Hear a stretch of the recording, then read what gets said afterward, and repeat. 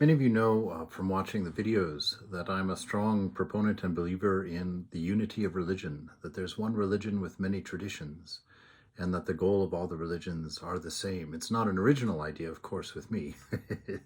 It was actually one of the earliest things posited about religion, even in way back in the Vedas, thousands of years ago. And when one looks at the heart of all religion, they find love at the center, wisdom at the center, and this, is the goal to become a loving, kind, integrated, balanced, loving person who minds their business, runs their life well, and is focused on service. But it's not to say that you should take a banquet style approach to religion, where you take a little bit from the Christians and a little bit from the Hindus and a little bit from, the Muslims. And you don't ever want your ego to be in charge of selecting things that you like and things that you enjoy about all the religions, because the main function of religion is the destruction of that ego, that selfishness, that self-serving perspective. And so you don't want just what you like to be the reason for your religion and for your practices. And so I wanted to share something here from Swami Vivekananda again, because I greatly appreciate his writings. And I want to share with you something again from the Chicago addresses that he said yesterday. I got a little bit of pushback from some folks about this unity of religion idea. And so I answered that in the text with those people.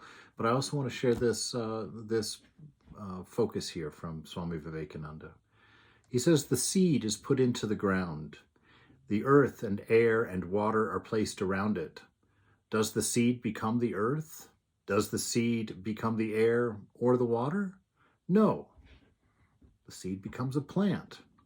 It develops after the law of its own growth, assimilates the air, assimilates the earth and the water, converts them into plant substance, and grows into a plant. Similar is the case with religion. The Christian is not to become a Hindu or a Buddhist or a Hindu or a Buddhist. Let me read that again. The Christian is not to become a Hindu or a Buddhist, nor a Hindu become a Buddhist or a Buddhist to become a Christian.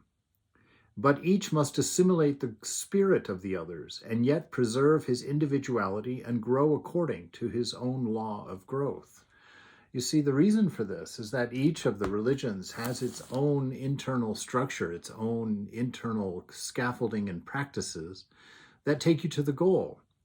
And if you break religions up and just take favorable positions from each religion, you might be leaving out some very important parts of that scaffolding and won't be able to take yourself higher. You'll get stuck where you are.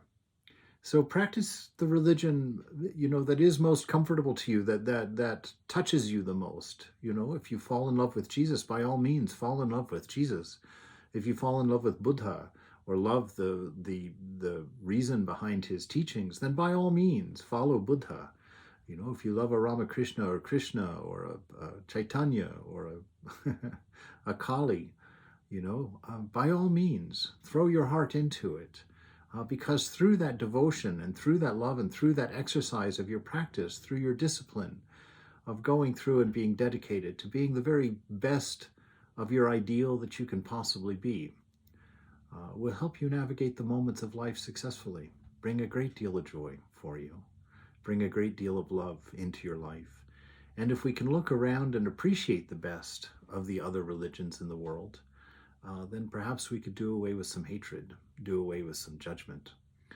As a side note, I'm always very, very intrigued by people who have chosen their religion to be the only religion and the right religion, to the point of killing others for it, but have never in their lives given honest approach to another religion, have never picked up the Bible, never picked up the Quran, never picked up the Bhagavad Gita, the Vedas, the Upanishads, all of these different writings of the masters.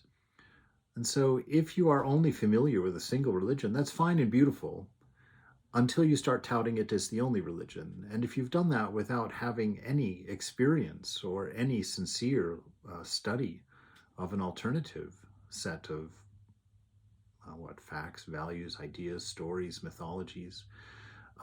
Choosing your favorite without knowing anything about the others, that's not faith. That's not devotion. That's ignorance.